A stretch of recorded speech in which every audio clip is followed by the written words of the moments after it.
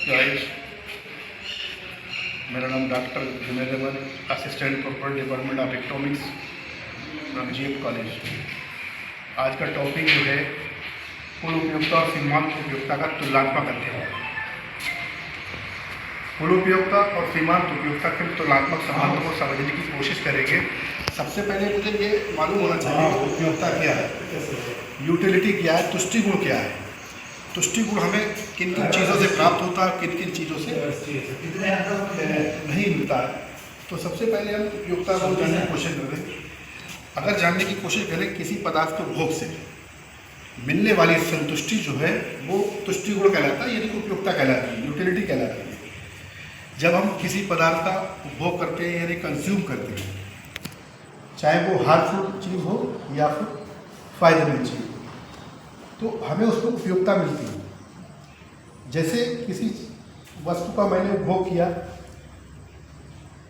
जैसे पानी की अगर बात की जाए, अगर वाटर की बात की जाए, मैं प्यासा हूँ, तो जाहिर सी बात है पानी जो है हमारे लिए ज़्यादा उपयोगिता रखता है, ना कि खाना, ना कि भोजन। किसी व्यक्ति को बहुत ज़्यादा प्यास लगी, बहुत ज़्यादा प्यासा है, थर्स्टी है, और उसको पानी ना दे के खाना दिया जाए तो उसकी उपयोगिता उसमें नहीं होगी। मतलब उसकी उपयोगिता पानी में ही है। जितनी अधिक उसको प्यास लगी उतनी अधिक उसमें उपयोगिता होगी। उपयोगिता नेगेटिव भी हो सकती है और पॉजिटिव भी हो सकती है। अगर देखा जाए नेगेटिव मतलब कोई अगर शराब पीने वाला व्यक्ति है, अगर वो शराब पीता है तो उसके जाहिर सी बात है उसके लिए शराब भी उपयोगिता है, लेकिन एक नॉर्मल व्यक्ति के लिए जो वो चीज़ नहीं पीता है उसके लिए उसमें उपयोगिता नहीं होगी।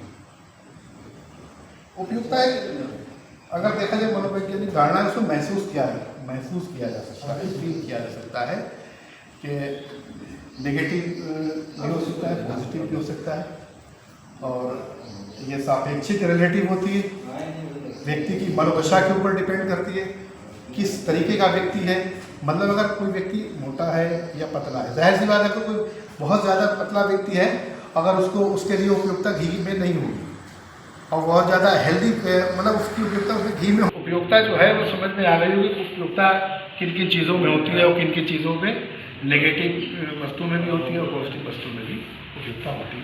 अगर हम इसके रिलेशन को समझाएं, कुल उपयोगिता और सीमांत उपयोगिता का तुलनात्मक अध्ययन को समझाएं, तो सबसे पहले अगर देखा जाए, जैसे एक फिगर बनाया मैंने एक तालिका बनाई है, तालिका के बाद मैंने डायग्राम को भी बनाया है। इसके द्वारा भी समझाने की कोशिश करिए। जैसे इकाइयाँ, सबसे पहले मैंने इकाइयाँ लिख ली है। पहली इकाई का जब कोई व्यक्ति उपभोग करेगा तो उसे सीमांत तुष्टिगुण अधिकतम मिलेगा। जाहिर सी बात है कोई पहली इकाई का जब कंजप्शन करता है तो उसे उपयोगिता सबसे ज़्यादा सीमांत तुष्टिगुण उसमें प्राप्त होता है, और जैसे जैसे और दूसरी इकाई का कंजप्शन जब करेगा तो उसकी सीमांत उपयोगिता घटती जाएगी, और तीसरी इकाई का जब उपभोग करेगा तो उसकी सीमांत उपयोगिता दूसरी इकाई के अकॉर्डिंग कम हो जाएगी।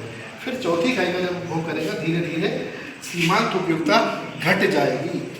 एक ऐसा स्टेज आएगी जहाँ पर उपयोगिता शून्य हो जाएगी। मतलब उस वस्तु में उसके लिए उपयोगिता अब शून्य के बराबर है। मतलब उसको जितनी ज़्यादा प्यास लगी थी उसकी प्यास मिट गई शून्य के। उसके बाद अगर वो कोई चीज़ का यूज़ मतलब पानी यूज़ करता है तो उसको माइनस में चली जाएगी। अब जैसे टोटल यूटिलिटी को हम बताएं, टोटल यूटिलिटी पहली इकाई का उपभोग किया 25 मिली, 25 के बाद दूसरी इकाई का उपभोग किया तो उसकी 20 हो गई थी सीमांत उपयोगिता, तो 25 और 45 कर दी, ठीक है। और ऐसे ही सीमांत उपयोगिता कुल उपयोगिता बढ़ती जाएगी, सीमांत उपयोगिता घटती जाएगी। अब हम डायग्राम के द्वारा अगर समझें, डायग्राम हम नीचे इसको क्या करेंगे, रोटी की इकाइयाँ लिख लेंगे, ऊपर मार्जिनल यूटिलिटी और टोटल यूटिलिटी को भी दिखाएंगे एक डायग्राम के द्वारा। जैसे मैंने तालिका में बताया था 0 से लेकर 80 तक हम पहले ये इधर खींच लेंगे, बना लेंगे गिनती।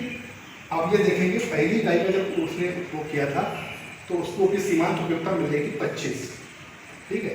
फिर दूसरी इकाई का उसको मिल रही थी 20। ऐसे धीरे धीरे सीमांत उपयोगिता का जो लाइन है वो नीचे जाएगी, नीचे डाउन होती जाएगी।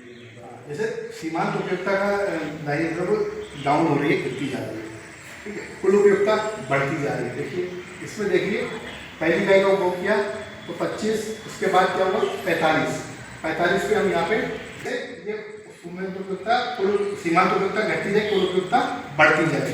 अगर तुलनात्मक अध्ययन की हम बात करें तो सीमांत अगर एमयू और टीयू की अगर तुलनात्मक अध्ययन की बात करें तो सीमांत उपयोगिता जब शून्य होती है कुल उपयोगिता अधिकतम होती है।